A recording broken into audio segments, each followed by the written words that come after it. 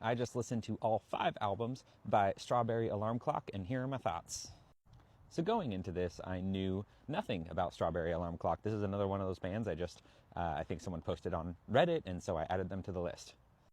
I think the closest relation that Strawberry Alarm Clock has to any recognizable big names is that their main guitarist was Ed King, who would later play guitar for Lynyrd Skynyrd.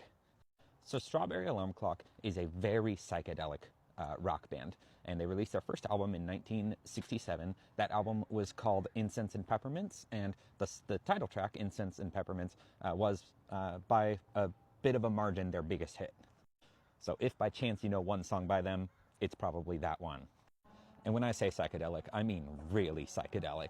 Like, they took the most acid-inspired psychedelic influence from Sgt. Pepper's and then just dialed it up to 11, and that is just primarily what they were. So their first album, as I mentioned earlier, Incense and Peppermints, I thought was a pretty good album. It was pretty strong, it was pretty solid. If you like this kind of music, it's definitely worth a listen. It has a couple of exceptional standalone songs. The title track is one of them. It's a very good song, but Lose to Live is another song on here that is not to be missed. Also really enjoyed other tracks on here like The World's on Fire and Paxton's Backstreet Carnival, but I really do think Lose to Live and Incense and Peppermints are the best tracks on here. Lose to Live especially would be in my top 5 favorite tracks by this band. Then they released their second album in 1968. This album is called Wake Up, It's Tomorrow. And if you kind of picked up from my tone on their last album, I thought it's a pretty good album with a few standalone great songs.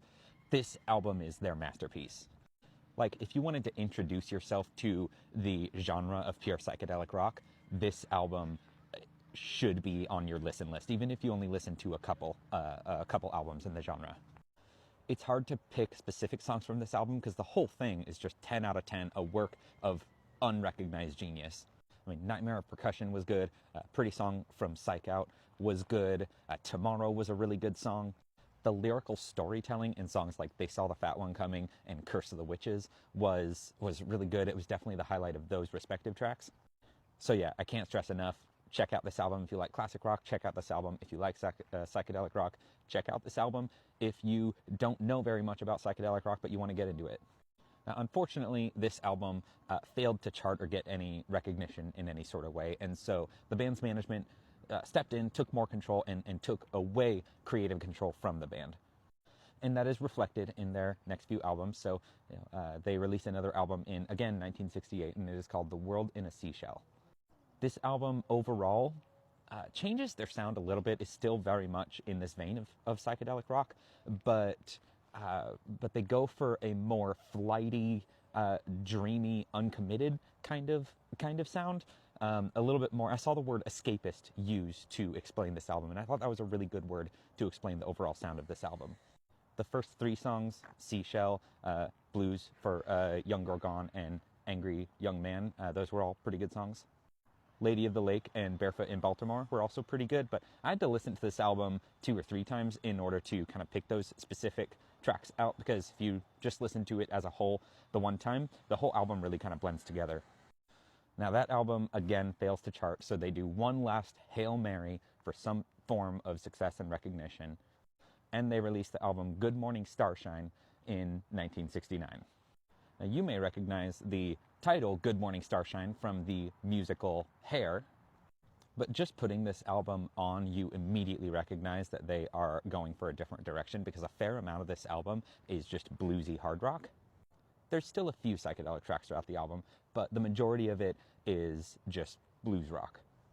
That is immediately obvious when you put on the album and you hear the first 2 songs, Me and the Township and Off Ramp Road Tramp. For this being a sharp change in style, I did think they did pretty good on the track Hogchild that was here on this album. But this album failed to get them any money or recognition, and they disbanded shortly after. And they stayed disbanded until they released another album in the year 2012. A lot of this album that was released in 2012 and called Wake Up Where You Are is like re-recordings of their previous songs. There are some newly written tracks on here, and some of those tracks were pretty cool, especially Mr. Farmer and then World Citizen. So those are 2 new tracks on this album that you should definitely watch out for. It was an enjoyable album to listen to, but only because they picked the best songs from their career and re-recorded them, so that kind of by default gets it the bottom spot on my list. There, by the way, is my album ranking of these 5 albums. So brief recap, everyone should listen to Wake Up It's Tomorrow. It's an amazing album. Incense and Peppermints is a very good album. You could just pick out the specific songs that I'd called out at the beginning of this video, or you could listen to the entire album and you'll have a good time. The World in a Seashell, you won't have a bad time listening to it, but it will probably fail to jump out to you. At least that's what happened to me, so it gets the middle spot. And then Good Morning Starshine gets the number 4 out of 5 spot. Very disjointed album, lacking direction. And then for number 5, just listen to the 2 songs that I'd called out. You're better off listening to the original versions of all of these songs otherwise. Thank you for watching.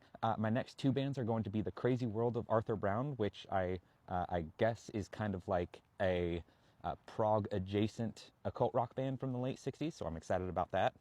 And then I'm going through Electric Light Orchestra, and I'm very excited for that because I only know 2 songs by them right now. That's all. I'll include some excerpts of my favorite Strawberry Alarm Clock songs. So again, thank you for watching.